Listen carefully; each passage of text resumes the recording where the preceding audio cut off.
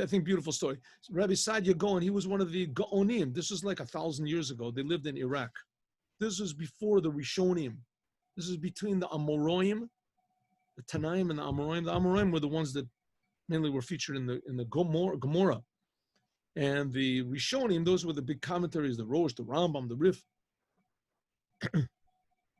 But then in the middle, there were what were called the Gaonim. They were mainly in Iraq. Saadia Gaon, Hai Gaon.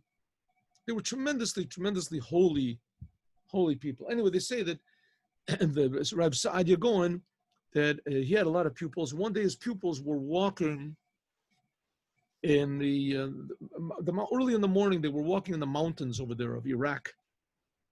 I guess there's mountains in Iraq anyway.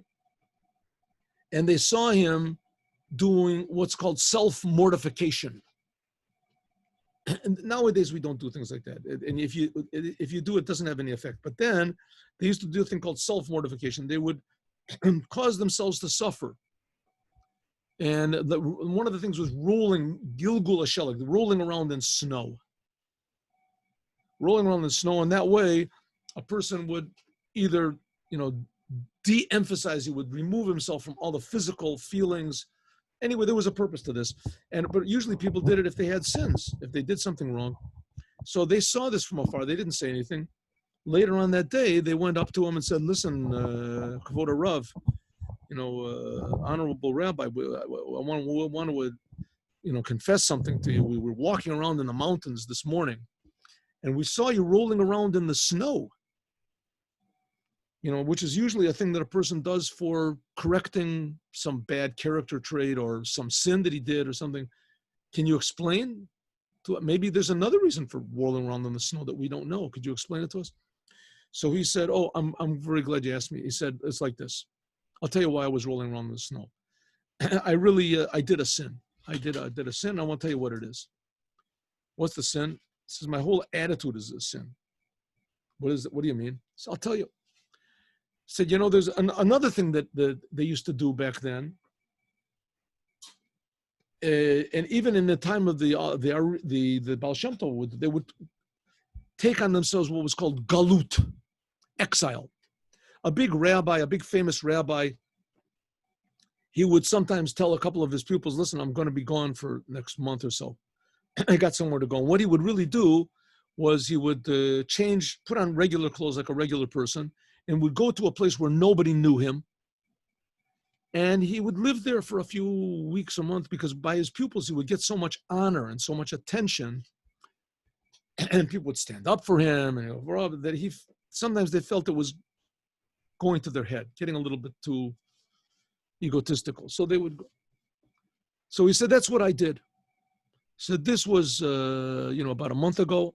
I told a couple of my pupils that I was going on a journey and that they should sit and learn well. And really what I did was I changed my garments and I went to a place where nobody knew me.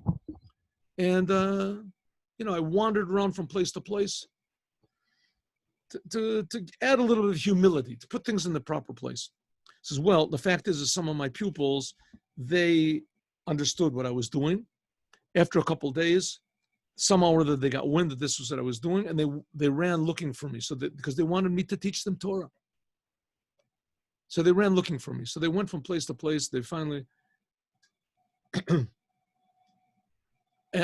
one of my stops there, I went to this sort of, what is it called? Like an inn. It was a Jewish owner. I saw there was a mezuzah on the door. And he treated me very nicely, and he gave me a room. He gave me water to wash my hands in the morning. And I asked him, were there any Jews? He said, no, there's no other Jews around here. So I prayed in my room, and he treated me very kindly and this. And I paid, and he showed me the food, how he made the food, and where it came from. That was all kosher.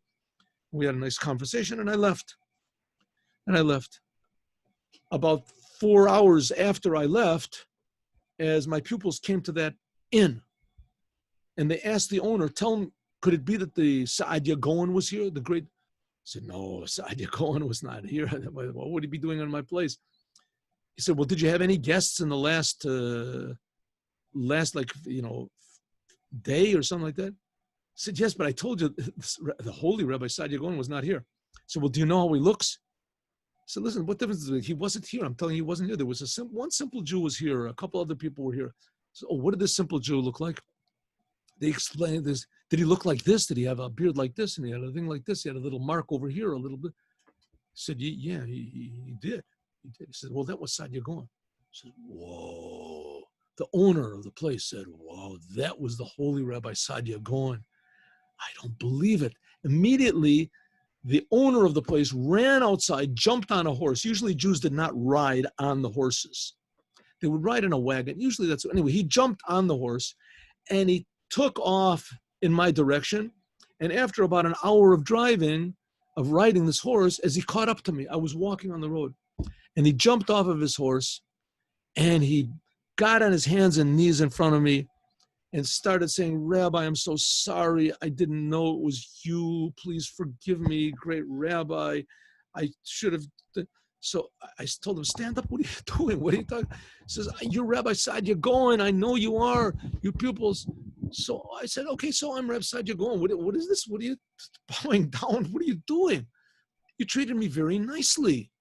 You were very kind to me and very nice and very. He said, oh, yes, it's true. I was nice. He said, but if I would have known who you are, I would have treated you totally differently. I said, oh, Rabbi Sadia Gaon said, that's what I came to hear. I said to myself, if how I served God yesterday, how I prayed was really very nice, but if I would have known yesterday about God what I know today, it would have been totally different. And that's why I'm rolling around in the snow. Because all the past ways I was serving God, sure, it was wonderful. It was great. I was serving God. But if I would have known then what I know now, would have been completely different. That's the story of Sadia Gaon. So good. Have a good day, everybody. 3 o'clock. I hope to see everyone. Tell your friends. We'll learn Chumash. We'll learn Mishnah. We'll learn Halacha. And we'll learn something about the Holy Temple. Shalom.